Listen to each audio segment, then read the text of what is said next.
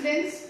So this is the chapter 5th of your English book, the oak tree and the lime tree. ये आपके English book का chapter 5 है जिसका name है oak tree और lime tree. तो चलिए इसको रीड करना स्टार्ट करते हैं. First is about the story, यानी स्टोरी के बारे में है कि इस स्टोरी में है क्या. Zeus and Hermes were two Greek gods. Once they went to a village to travel, they reached to a poor old man and gave him and his wife one wish. This story was full of excitement. Let's read how it happened.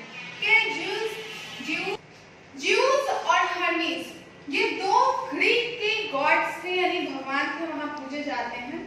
वो एक बार जो है वो village गए, गांव गए यात्रा करने के लिए, क्योंकि उनका ये था कि वो हमेशा इस दुनिया में आकर यहाँ ट्रैवल करते थे अलग अलग जगहों पर. और वो यात्रा करते करते एक गरीब से बूढ़े आदमी के घर पहुंचे और वहां पे उस बूढ़े आदमी को और उनकी पत्नी को उन्होंने एक विश दिया, एक इच्छा दी जो वो उनसे मांग सकते हैं. तो चलिए पढ़ते हैं कि आखिर उस ओल्ड मैन और वुमेन ने क्या उन्होंने विश मांगी, क्या उन्होंने इच्छा मांगी. और ये स्टोरी पूरी तरह एक्साइटमेंट से भरा हुआ है. चलिए हम लोग इस स्टोरी को पढ़ते हैं कि आखिर क्या हुआ और क्या विश थी उनकी. Zeus and Hermes were two Greek gods. They loved to travel in the world of men and women. They often went in disguise so that no one would know who they were. कह रहे Zeus और Hermes जो है वो दो Greek gods हैं, यानी कि दो ग्रीक के गॉड्स हैं, भगवान है जो ग्रीक में पूजे जाते हैं. उनको इस दुनिया में, मनुष्य की दुनिया में उनको ट्रैवल करना, यात्रा करना उनको बहुत पसंद है. और वो हमेशा डिस्गाइज मतलब होता है भेष बदलना या रूप बदलना. तो अपना वेश बदल के वो इस दुनिया में आते थे ट्रैवल करने के लिए, ताकि किसी को पता नहीं लग सके कि वो दोनों क्या है, भगवान है. Late one afternoon, they came to a small cottage. Zeus knocked on the door and an old man came to the door. कह रहा आखिर एक दिन दोपहर में वो लोग एक छोटे से कुटिया यानी कॉटेज, झोपड़ी जिसको कहते हैं, वहां पे पहुंचे. और Zeus जो थे उन्होंने डोर को, दरवाजे को खटखटाया और उस दरवाजे से एक ओल्ड मैन आए जिन्होंने दरवाजा खोला. This is the first cottage we have seen for many hours, said Zeus.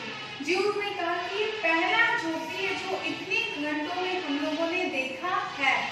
Come in, said the old man, opening the cottage door wide. अब वो अपनी झोपड़ी का जो डोर है, दरवाजा है, वो खोलते हैं पूरा और वो बोलते हैं कि आप अंदर आ सकते हैं. It was so small that Zeus and Hermes had to bend their heads to get into the cottage. Do sit down, said the old man's wife. अब वो जो झोपड़ी रहती है, वो जो कॉटेज रहता है, वो इतना छोटा रहता है कि जो Zeus और Hermes होते हैं उनको अपना सर झुकाना पड़ता है उसके अंदर जाने के लिए. और जब वो अंदर जाते हैं तो जो बूढ़े आदमी की, जो ओल्ड मैन की पत्नी रहती है, वो बोलती है. The old couple was very poor. They had no child. In the cottage there was only one bed, a table and a bench to sit on. कहने कि वो जो ओल्ड कपल थे, यानी बूढ़े जो आदमी थे और उनकी वाइफ जो थे, वो दोनों बहुत ही पुअर थे, बहुत गरीब थे, उनके कोई बच्चे नहीं थे. और उस कॉटेज में, उस झोपड़ी में, वहां पे सिर्फ एक बेड था, एक टेबल था, एक बेंच था जिसपे बैठा जा सके. Have you traveled far? asked the old man. अब उस बूढ़े आदमी ने पूछा कि क्या आप लोग बहुत दूर से आ रहे हैं. We have come a long way today, said Hermes. Then we must find you some food, said the old woman. तो Hermes ने कहा कि हाँ, हम लोग बहुत दूर से, बहुत लंबे सफर आज तय करके आ रहे हैं. तब ओल्ड वुमेन, जो बूढ़ी औरत रहती, वो बोलती तब तो आपको जरूर कुछ खाने को देना चाहिए, आप लोग को भूख लगी होगी. The old man went into his garden and picked some vegetables and leaves. His wife set a pot of water on the fire. अब वो जो बूढ़ा आदमी रहता है वो गार्डन में जाता है और वहां से कुछ सब्जियां और पत्ते लेकर आता है. और उसकी जो वाइफ होती है वो आग पे एक पानी का मटका रख देती है. When her husband came back, she peeled the vegetables and cut them up and put them into the pot. और जब उसके हस्बैंड वापस आते हैं तो फिर वो क्या करती है, सब्जियों को वो पील कर लेती हैं और फिर उसको काट कर उसको पॉट में डाल देती हैं बनने के लिए।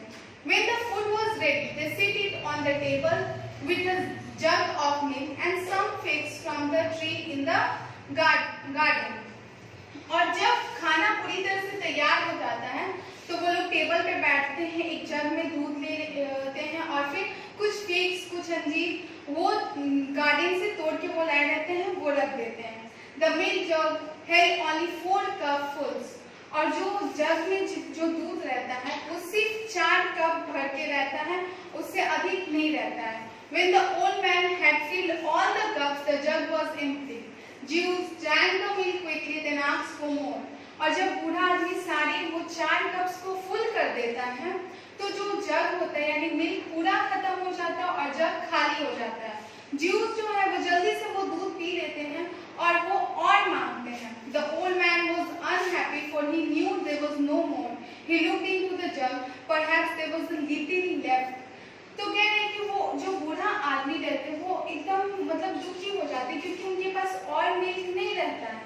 वो जग में देखते हैं तो उस समय सिर्फ थोड़ा सा वहां पे बचा रहता है और फिर जब वो दोबारा देखते हैं तो वहां पे पूरा फुल रहता है, मिल्क जग में पूरा फुल हो जाता है। तो वो सोचते हैं ऐसा कैसे हो सकता है क्योंकि जब पहले उन्होंने देखा था तो वहां थोड़ा सा था और अभी पूरा भरा हुआ है।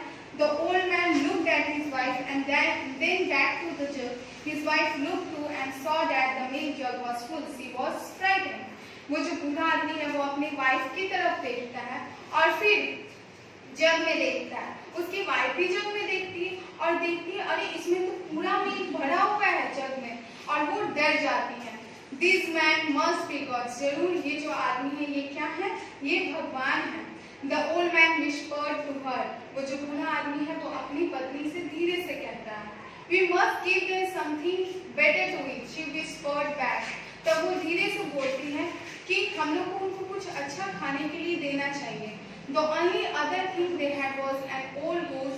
Let's cook it for the gods, they thought. The old man called the goose to him, but she ran away. और उनके पास सिर्फ अब एक ओल्ड गूस यानी बूढ़ा सा उनके पास एक बतख रहता है जो वो खाने के लिए दे सकते हैं। Let's cook it for the, वो कहते हैं कि चलो हम लोग इसी को भगवान के लिए बनाते हैं। ओल्ड मैन गूस को अपने पास बुलाते हैं लेकिन वो भाग जाती है। The old man and his wife tried very hard but they could not catch her. वो जो बूढ़ा आदमी रहता है और उनकी जो पत्नी रहती है वो उस गूस को पकड़ने की बहुत कोशिश करते हैं बट वो उसको पकड़ नहीं पाते हैं। At last the goose ran to hide behind Jews and Hermes. Do not kill the goose, said Jews. We have eaten well and we don't need any more food. तो लास्ट में वो जो गूस होता है वो जाके juice और हमीज के पीछे छुप जाता है।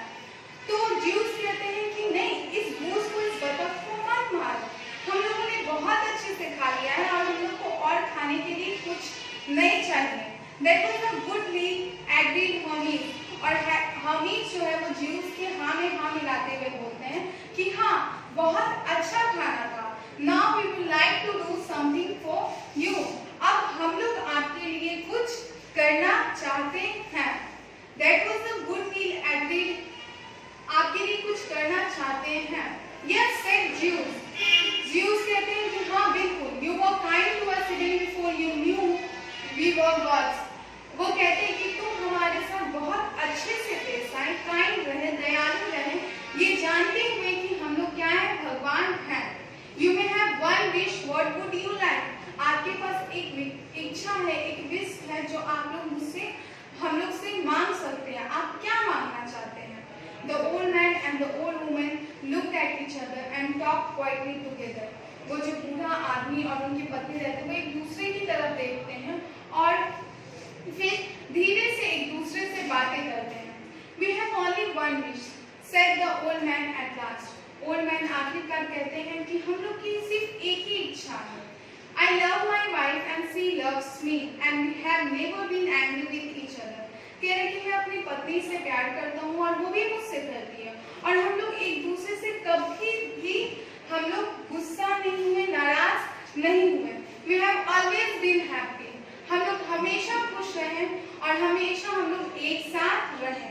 We would like to be together forever and never be parted, added his wife.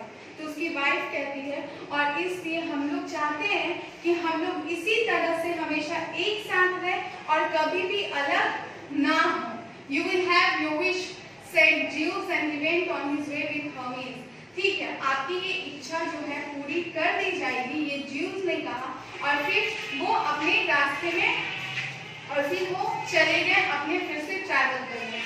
The old man and the old woman lived for many years. जो बूढ़ा आदमी और औरत जो थी वो बहुत सालों तक एक साथ रहे। Then one morning when they were very old, तब एक सुबह जब वो बहुत ज़्यादा बूढ़े हो गए तो ज़्यूस जो था वो वापस आए। He thought they cannot live much longer, so he cast a magic spell, and the old man and his wife changed into an oak tree and a lime tree. तब एक सुबह जब ज़्यूस वापस आए तो वो बोले कि अब आप लोग एक साथ नहीं रह सकते क्योंकि अब वो बहुत ज़्यादा बूढ़े हो चुके थे। तो उन्होंने क्या किया, कुछ मंत्र पढ़ा, कुछ मैजिक स्पेल किया और ओल्ड मैन और उनकी पत्नी को एक ओक ट्री और एक लाइम ट्री में चेंज कर दिया। From that time onwards, the trees stood side by side, their branches touched and their leaves whispered together in the soft wind, because once long ago an old man and his wife had been kind to the gods. तो कह रहे फिर उस समय के बाद जो trees थे यानी ओक ट्री और जो लाइम ट्री जो था वो आपस में एक दूसरे के अगल बगल बिल्कुल खड़े रहते थे।